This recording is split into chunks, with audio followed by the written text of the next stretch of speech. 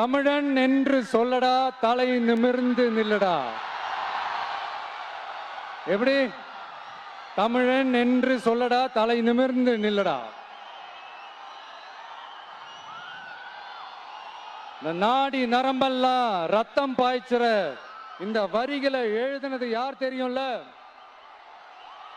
யாரு யார் எழுதுனா? விஜயகாந்த் சார் சொன்னாரு. ஆனா நம்ம அண்ணன் கேப்டன் அவர்களுக்கு மட்டும் இல்ல,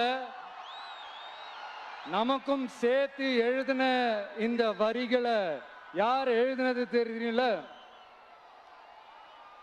நாமக்கல் மாவட்டத்தை சேர்ந்த மேகனூர்ல பிறந்த நாமக்கல் கவிஞர் திரு ராமலிங்கம் பிள்ளைதான், அவர்கள்தான்.